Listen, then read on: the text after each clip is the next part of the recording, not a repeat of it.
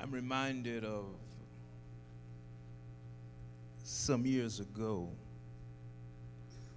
of an individual who teaches us that no matter how you fall down, you can get back up. Y'all gonna talk to me? His name is Ted Williams.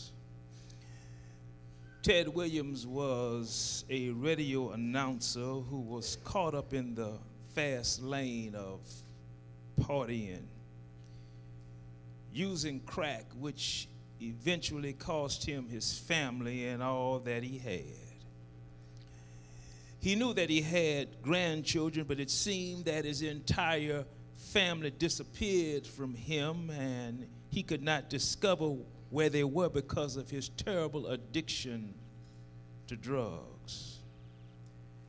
Not only that, he found himself homeless with no place to live except out in a tent underneath a bridge.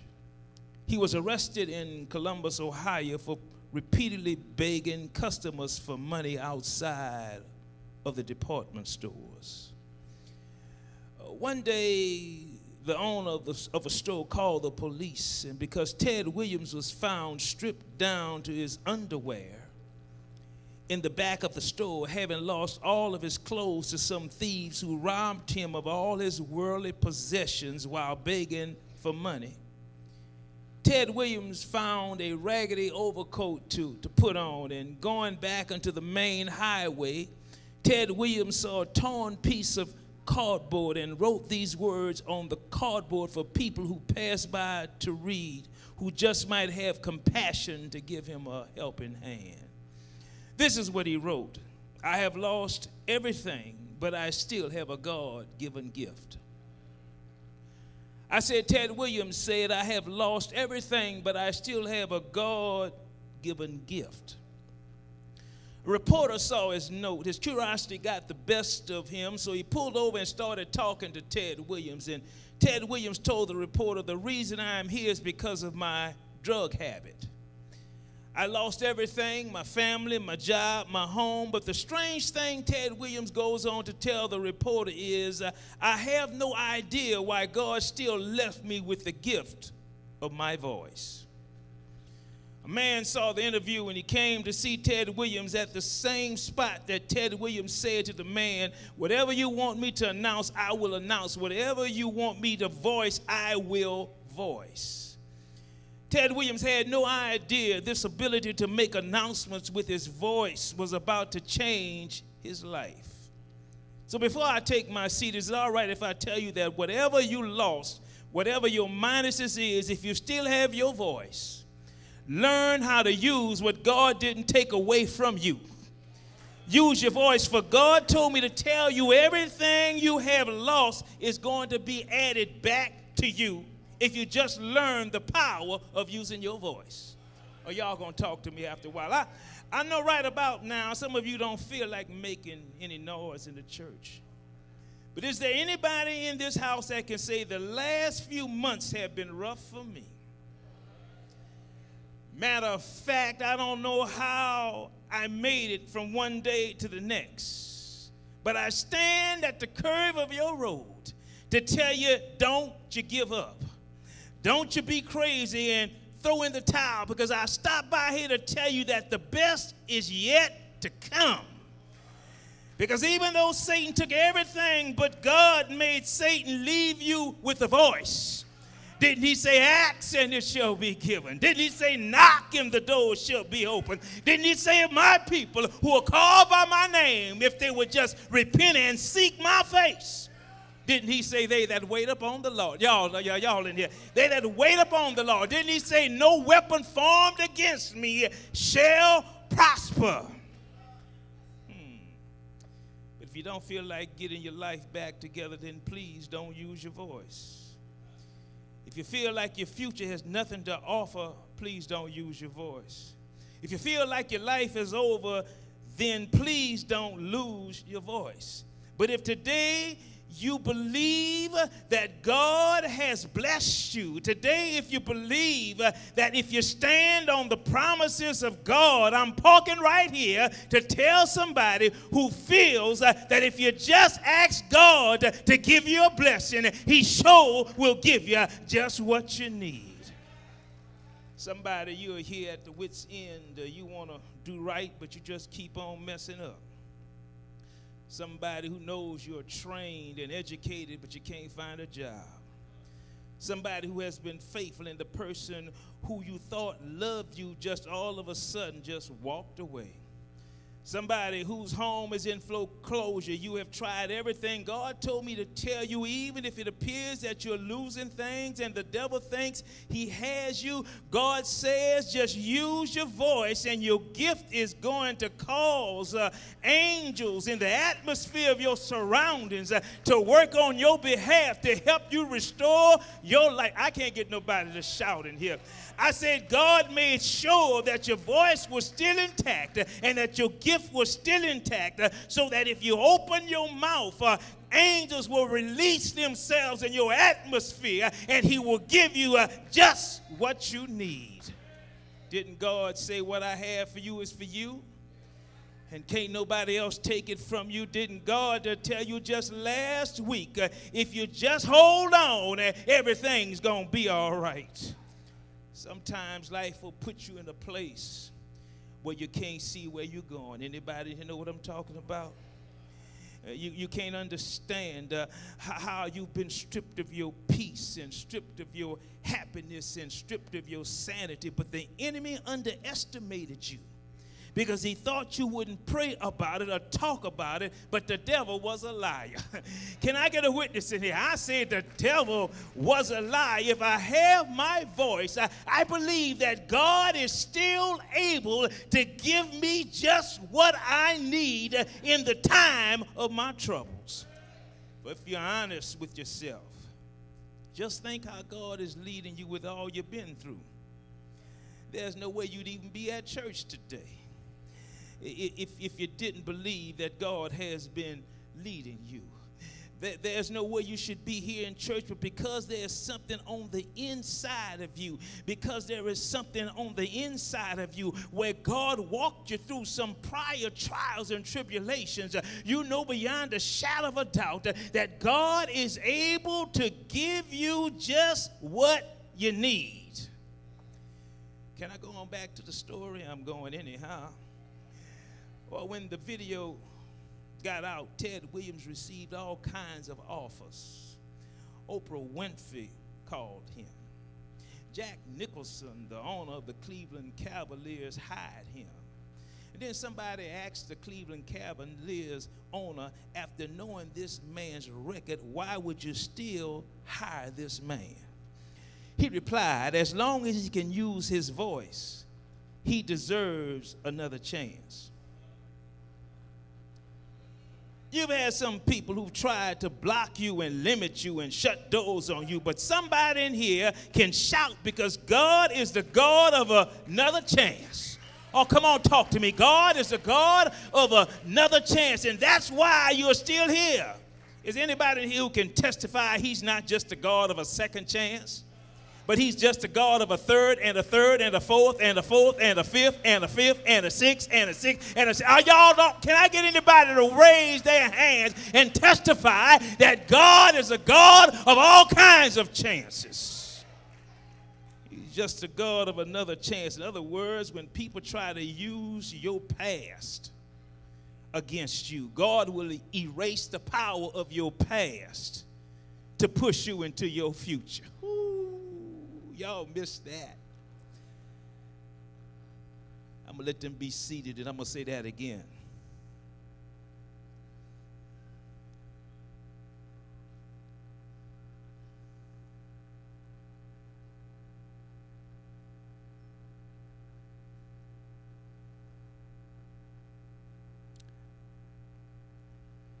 I said, God will erase the power of your past to push you into your future. wait. See, church folk don't know when to shout. I'm going to say it one more time. God will erase the power of your past to push you into your future. See, that's Jephthah's story. Look at the text. He's a mighty warrior, but watch how he is treated. He's treated just like we treat some folk, or some folk treat us, because his mother was a hooker. It's in the text. But he was a mighty warrior, but he was once a crackhead. He was once a thief. Jephthah's mother was married 4 times.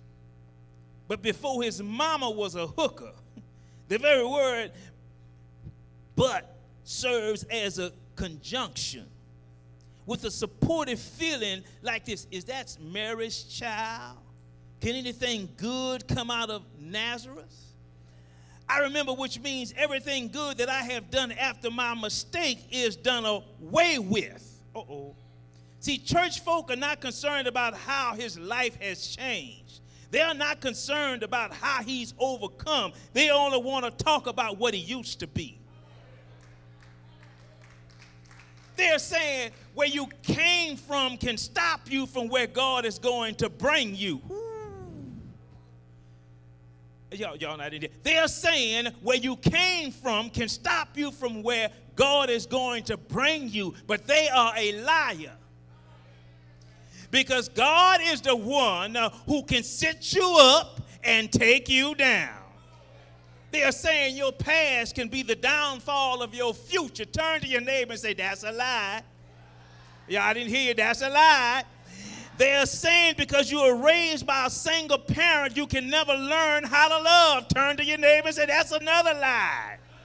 They are saying if you lied in times past, you are a liar today. Before you say another word, turn to your neighbor and say, that's a lie. In other words, you can't be bought into something because you came out of nothing. And that's the way some folk think about you. You so-called sanctified folk, even in the church, will try to empower negativity of your life's past, to build barricades and blockades in an attempt to bring about the destruction of your future. They try to say because you came from nothing, you won't be nothing. And what you can't do, but if the truth be told, we all have some skeletons in our closet. If the truth be told, we weren't always goody Miss Two Shoes. We weren't always crazy like Cuckoo Puffs for Jesus. Y'all don't have to talk. Some of us smoke pot. We still doing some things undercover. But if it wasn't for the goodness of God, he'd put all our junk out on the newspaper and we'd all be running around if it wasn't for the goodness of God. Some things you did, testify about this, you're going to take to the grave. Oh, I can't hear none of y'all. Isn't it amazing how you can hear what so-and-so thinks about you and you don't even know who so-and-so is? Isn't it amazing how people will judge you without ever meeting you based on what somebody told them about you? The issue, people will be haters, but your problem is never the hater. Your problem is you, because you keep giving the power to whatever the hater is saying about you. See, if I don't give power to the hater, he can't control my destiny. Am I right about it? See, it doesn't matter what you say. You can't stop folk from lying on you. You just make sure it's a lie. Oh, y'all talk to me. You can't stop folk from hating you. You just make sure that folk is not right when they hate you. See, our problem, we allow other people's opinion of us to define who we are, so that they have what I call a self-definition of empowerment over who we are. Ooh. Y'all gonna catch that next week.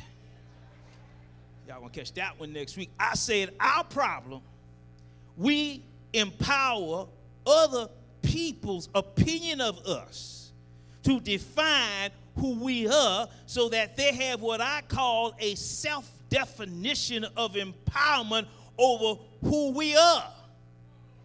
That's why we have such low self-esteem. That's how we can't seem to define who we are. That's why we always are trying to look at somebody else. I wish I was like them. No, you don't wish you were like them. You need to learn how to be like me. Turn to your neighbor and say, I want to be like me. Oh, no, y'all ain't saying it right. I want to be like me because God made me. Now, God made me. I want to be like me. Mm-hmm. See, Japheth, can I talk just a little while longer? Japheth had a call in his future. But there was this but in Japheth's life. Japheth had a problem in his past that attempted to keep him from walking into his calling and into his future. But here is Japheth's shout. The text says Japheth was a mighty warrior, but his mother was a prostitute. You missed the shout. You missed the shout. Japheth's text says he was a mighty warrior. But there's a conjunction, but his mother was a prostitute. Listen, you can be mighty even if you came out of a messy situation. That's why nobody born is a mistake. I'm going to say it one more time. That's why anybody born is not a mistake. I can't get a few Christians in here who can say, I came out of some mess and problems in my life, yet God made me mighty in spite of the mess that I came out of. Listen. God has still put a call in my life. See, if you knew how I've been talked about and I'm making it, if you knew what kind of house I grew up in and I'm making it, if you knew how I was sexually abused and I'm making it, if you really knew my condition, I shouldn't even be in church, but God put his hands on me and made me mightily in spite of what I came out of. See, God placed this anointing and covering over me, and in spite of all my mess, in spite of all my failures, in spite of what I came out, God is still able to protect me. Whew. Oh, preach, Pastor Cox. See, we have it backwards. We have it backwards. Like, we start asking these kind of questions. Why am I having so much trouble? I mean, I'm praying, but it appears as though God's not answering me. Anybody in the house? Seems like my name and my whole life has been nothing but a series of trouble. Anybody know what I'm talking about? Lesson. Conflict becomes the confirmation that you are called. Wait, because y'all haven't caught it. I'm gonna say it one more time. Conflict becomes a confirmation that you are called. So stop trying to be cute. Let me help you. See, any purpose that God has predestined and preordained for your life, that you submit and walk to in your life, there will always be accompanying conflict. Which means that every conflict you go through is not a sign that you are living outside of the will of God. Can I say it again? Any purpose that God has predestined and preordained for your life, that you submit and walk to in your life, there will be an accompanying conflict, which means that every conflict you go through is not a sign that you are living outside of the will of God. Matter of fact, it is a sign that you're living inside of the will of God, because Satan is trying to make you think that you lost. Look at verse 2. His wife's sons grow up. It's in the text.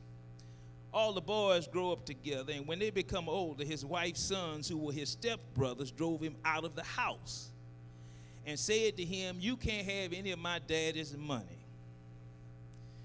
Japheth is the only son of Gilead, and the other woman, the hooker, Gilead's wife, has sons. They have different mothers, but Japheth is the only one in the house with a different mother. Now watch this. Watch this. He was different from them. Some folk don't like you because you are different. See, when you have a call on your life, people will hate on you because you are not like them. See, they wish you were not as gifted. They wish you were not as focused. Watch this, watch this, watch this, watch this. Get this good. They wish you would settle for being average.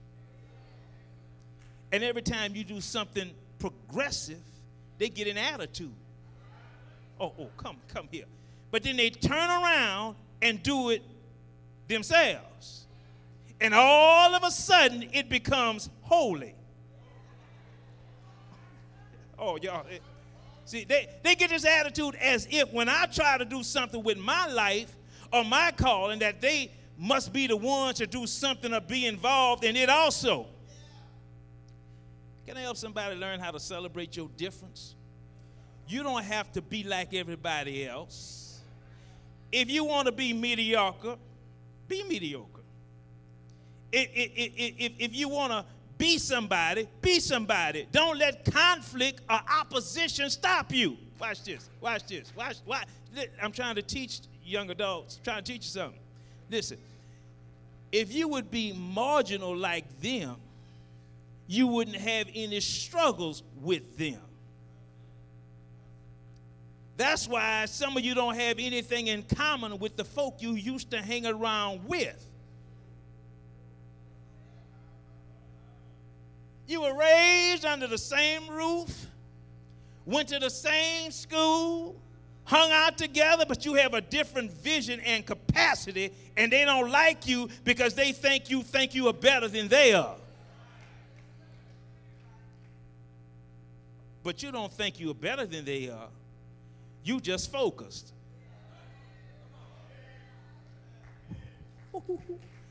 The text says, look at the text. The text says he was a mighty man of valor, but his mother was a hooker.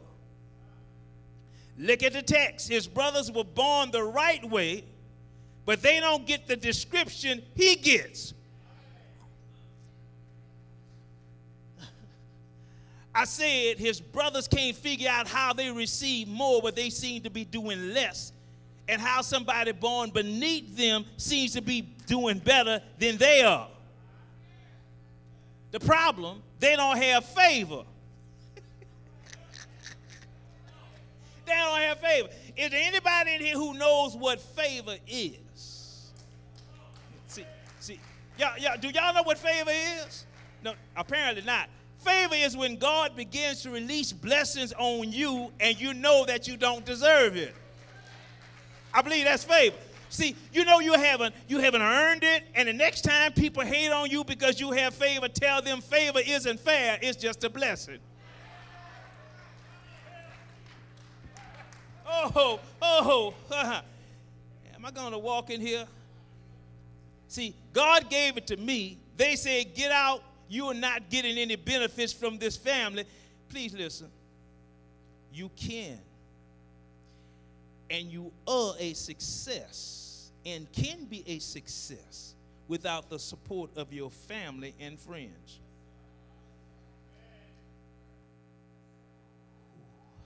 That's deep. But there's somebody sitting here right now who has a family that could help you, could support you, but they won't lift a finger to help you. God told me, don't be dismayed nor discouraged. He says, I'm going to make you a success without the support of the folk who ought to bless you. See, God is going to bless you without a support system. Your family know it's hard for you. They have what they could use to help you, but God says, let them keep it. Because God says, I can open any closed door for you to walk through. I can make your enemies your footstool. You just be still and know that I am God. Woo, preach, Pastor Cox. Verse 3, Japheth had some worthless men. Uh-oh. Look at the text. The text says, Japheth had some worthless men join him. Now remember, verse 1 says he's a mighty man of valor. But he got no good people around him, which is the very opposite of him, huh? I said there are worthless people around him who are doing the very opposite of him. Y'all haven't caught it.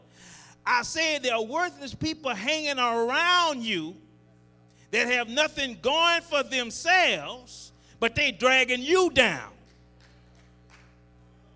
Some of them are even your family members and friends hanging around you who are the exact opposite of you, which means, get this good, God will move from you fake folk and place you in a circle of people who will value your space and value your gift. Which means you need to make an assessment of folk who attach themselves to you and why they attach themselves to you. Am I talking to somebody? Am I really talking to somebody? See, you need to ask yourself the question, would you really be with them if you didn't have family issues? In other words, would you really be with them or they with you if you didn't have a low self-esteem of yourself? Would you be with them if you had a healthy relationship with your father? Would you be with them if you had someone to just tell you every once in a while that you love them? But if you would just give your so-called friend a chance, he or she would snap up the person that you dating. You heard him have it. Child, I wouldn't take that from him. Child, I wouldn't take that from her. I'd get up out in the minute.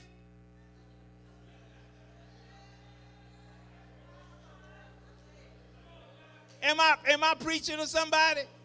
I mean, the minute, the very second you look around, they with him. Well, you know, I can straighten him or her out. Can I get off your toes? I'm going to get off your toes. Verse 4 says, and it came to pass. Church folk don't know when to shout. When it came to pass, whatever you've been going through, whatever you've been feeling, whoever turned their backs on you, it didn't come to stay. Because the text says, and it came to pass. God says if you can just endure through the season, if you can just hold on through the season, a peace that passeth all understanding is going to happen. Which means, get this good, being rejected can be a reward. Because rejection can lead to directions. Sometimes you don't get real directions for your life until you get rejected. Am I talking, Ashley? Girl, I know I'm talking. See, sometimes you have to be rejected in order for God to put you in the right level and in the right area and in the right atmosphere that he wants you to be in. So the quicker you stop messing with folk who don't mean you no good, the quicker God can develop you to be what you ought to be when you ought to be in it. Oh, preach, Pastor Cox. So I want to thank God for every rejection I've been through. Ask Moses, the liberator. Ask David, the warrior. Ask Jeremiah, is there no balm in Gilead? Ask Paul with a thorn in his flesh. Ask Job, oh, I wish I could find him. Ask those 3 Hebrew believers in the fiery furnace. But I don't have to go to the Bible. Is there anybody in here who can stand up and testify with me that God's been a mighty good God? That God woke you up this morning, started you on your way. Is there anybody up in here who can say by God's grace that if it hadn't been for the goodness of God, if it hadn't been for his mercy, if it hadn't been for his love, if it hadn't been for his justice, how he bought me, how he saved me, how he raised me, my hope is built on nothing less than Jesus' blood and the righteousness. I dare not trust a sweeter frame, but wholly lean on Jesus' name. If you believe what I said, say yeah.